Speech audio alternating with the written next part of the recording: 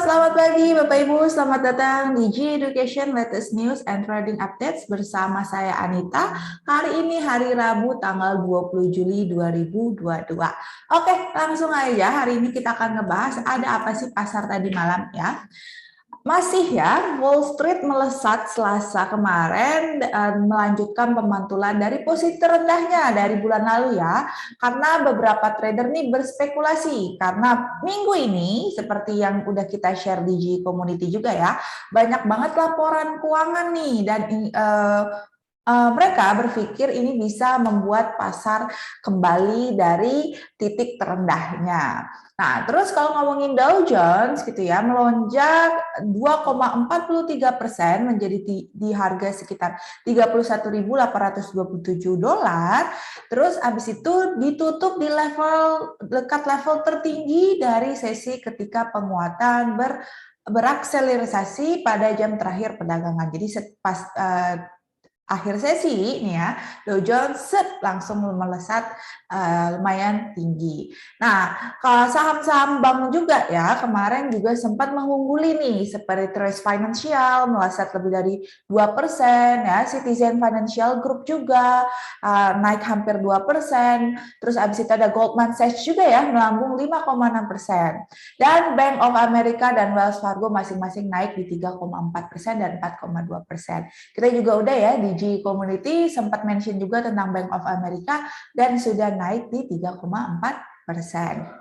Nah, saham Netflix nih ya yang minggu ini juga mau melaporkan earningnya melonjak di 5,6% menjelang laporan keuangan perusahaan tersebut gitu ya. Terus ada juga selain itu ada Tesla, United Airlines, American Airlines, Snap, Twitter, dan Verizon juga termasuk beberapa perusahaan atau emiten yang akan merilis kinerja kuartalnya di minggu ini. Cek aja langsung di GE Community habis ini hari-hari apa aja beberapa perusahaan akan mengeluarkan earningnya atau laporan keuangan mereka masing-masing. Langsung kita cek aja ya. Kemarin kita bisa lihat di sini semua hampir dari beberapa saham ini mengalami kenaikan ya. Yang turun ada J&J, Johnson Johnson, tapi tipis ya di 1,46%. Ada Bristol Myers Squibb Company juga turun 0,81%. Tapi kalau kita lihat ya semuanya pada naik. Baik Apple, terus abis itu ada Visa dari finansialnya gitu ya. Terus abis itu ada lagi dari sektor consumer device, P&G, Walmart, Coca-Cola yang kemarin sempat turun, udah naik jadi 1,43%. Nah, Bapak Ibu bisa lihat di sini gitu ya, beberapa saham semua naik, kecuali ada beberapa yang kelihatan hijau semua. Oke, next kita akan ngebahas tentang yang namanya komoditas. Nah, oil minggu ini kayaknya minggunya minyak ya.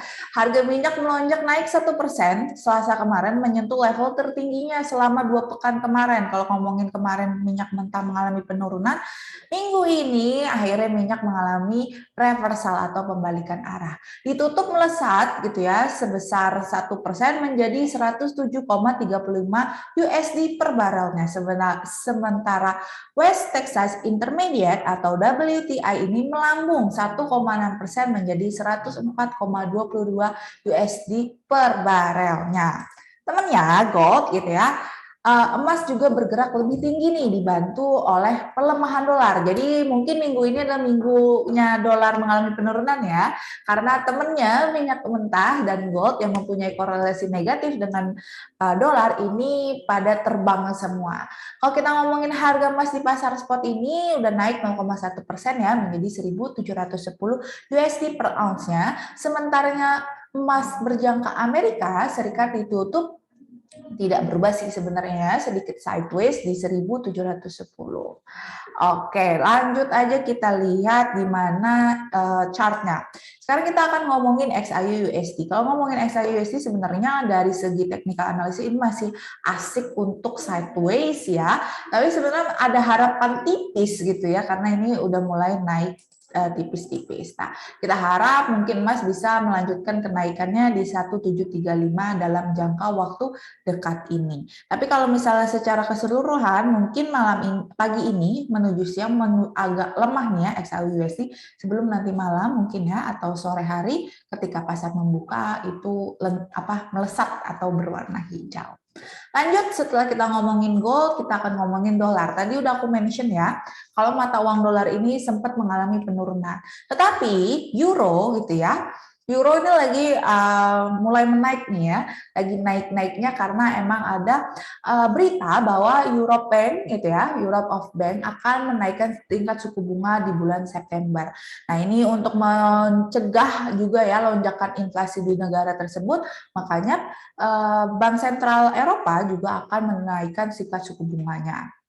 Nah, kalau kita lihat ya, indeks dolar DXY juga ukuran greenback gitu ya, turun terhadap ke beberapa mata uang gitu ya di minggu-minggu ini. Nah, coba langsung aja ya, ini tadi udah aku mention ya, analisa juga oke. Para analisa ini agak enggan nih kalau mengatakan kalau euro ini bakalan tetap naik. Sebenarnya mereka tuh ada beberapa analisa yang berpendapat bahwa euro ini kayaknya koreksi sebentar deh, baru abis itu tetap mengalami penurunan. Karena kalau ngomongin tentang pasokan gas alam dan beberapa ekonomi yang tumbuhnya itu nggak banyak gitu ya, ini membuat juga ECB sebenarnya itu ingin menaikkan tingkat suku bunga yang lumayan besar. Cuman wait and see aja apakah euro ini sebenarnya akan sama ya seperti yang diprediksikan para analis, hanya untuk koreksi semata, atau memang dia akan bullish gitu ya sampai menuju bulan September di mana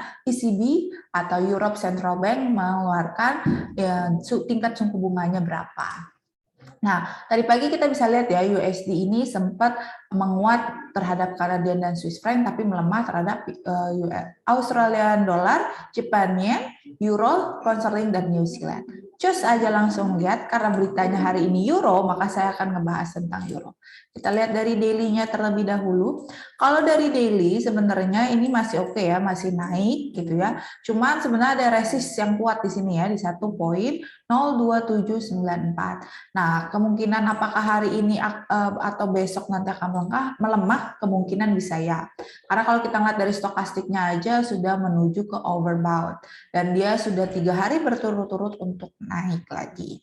Nah, ini untuk di euro USD. Kalau 30 menitnya, kalau kita lihat ya, kalau jika Bapak Ibu nonton hari ini gitu ya, di pagi atau siang hari ini kemungkinan masih lumayan bisa naik ke harga tadi ya, di 102.799 dan kemungkinan bisa jadi ada pelemahan atau koreksi ke bawah. Itu untuk euro USD. Ngomongin cryptocurrency masih unggul terhadap dan sudah ada kelihatan untuk breakout dari sideways-nya.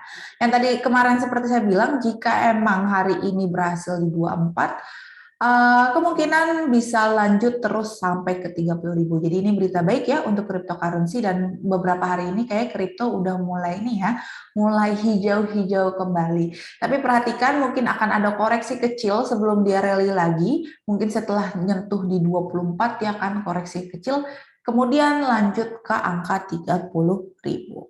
Oke, next hari ini ada berita apa sih atau kalender ekonomi apa? Nah, untuk tadi pagi udah lewat ya, ada Australian dollar dan untuk nanti jam 1 itu ya ada pound sterling, ada CPI atau Consumer Price Index. Jadi mau melihat ya berapa banyak konsumsi consumer di sana di euro sana, apakah tinggi atau tidak. Kalau misalnya tinggi berarti siap-siap ya pound sterling akan naik dalam waktu jam 1 tersebut. Tapi kalau tidak ya berarti temennya atau lawannya yang biasanya akan naik. Nah lanjut lagi jam 7.30 malam nanti ini ada Kanada. Hati-hati juga ada CPI ya untuk mengetahui apakah inflasinya naik atau tidak. Jika emang hasilnya ini naik biasanya mata uang tersebut akan mengalami kenaikan juga. Jadi perhatikan waktunya jam 1 dan jam 7.30, hati-hati dalam trading. Jika misalnya dirasa kurang mampu, mungkin boleh untuk tidak trading di jam-jam segitu, kemudian baru trading setelah event ini selesai. Atau kalau misalnya mau mencoba, hati-hati untuk lotnya jangan terlalu banyak, karena biasanya volatilitas di jam-jam segini lumayan cukup tinggi. Oke, sekian morning meeting atau morning news hari ini, gitu ya. Jika Bapak Ibu ada pertanyaan, boleh langsung ditanyakan di GA Community atau langsung saja ke para edukator dan retentionnya. Demikian news update hari ini. Saya undur diri. Selamat pagi dan selamat beraktivitas, Bapak Ibu.